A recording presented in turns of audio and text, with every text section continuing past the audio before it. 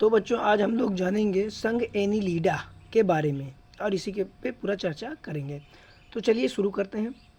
तो बच्चों संघ एनीलिडा का अर्थ होता है खंड युक्त, क्रमी तथा खंडों में विभाजित।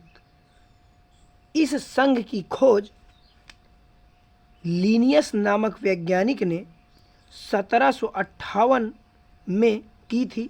इस संघ के अंतर्गत बर्मिस संघ में इस जंतुओं को रखा गया तथा उसके तत्पश्चात उसके बाद एक वैज्ञानिक आए जो यहाँ दिख रहा होगा। 1801 ईस्वी में लाइमार्क ने इनको संघ एनीलिडा में रखा। तो फ्रेंड्स जोंक की बात करें तो जो जोंक होता है ये संघ एनीलिडा का जंतु है। ये नदी, तालाब, पोखर आदि में पाया जाता है। इसकी लंबाई की बात करें तो 10 सेंटीमीटर से 25 सेंटीमीटर तक होता है। इसका पिछला तथा अग्र सिरा पिछला चौड़ा तथा अग्र सिरा पतला होता है और इसके अग्र सिरे व पश्च सिरे पर चूसक पाया जाता है।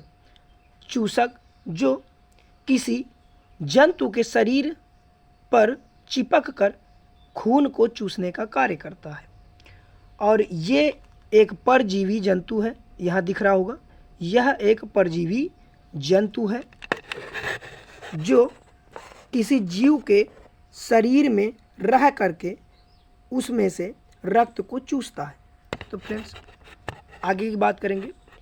जोंक ही एक ऐसा प्राणी है जिसके 32 दिमाग, कहने का मतलब ये है कि इसका जो माइंड होता है वो 32 भागों में बटा होता है।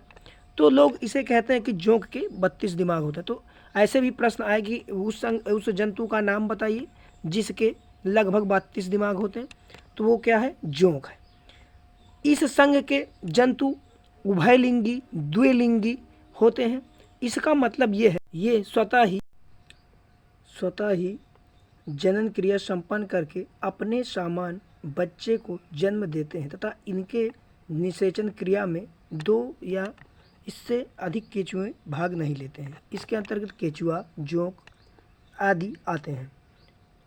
इनके शरीर को चिकना करने के लिए तत्पश्चात श्लेष्म नामक ग्रंथियां पाई जाती हैं जो समय समय पर स्रावित होती रहती हैं और ये श्लेष्म ग्रंथियां इनके शरीर को चिकना बना के रखती हैं।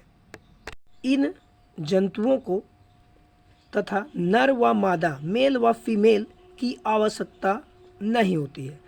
अगर इनके 14वें से 18वें खंड तथा पे नर तथा मादा जनन तंत्र पाया जाता है जिसके कारण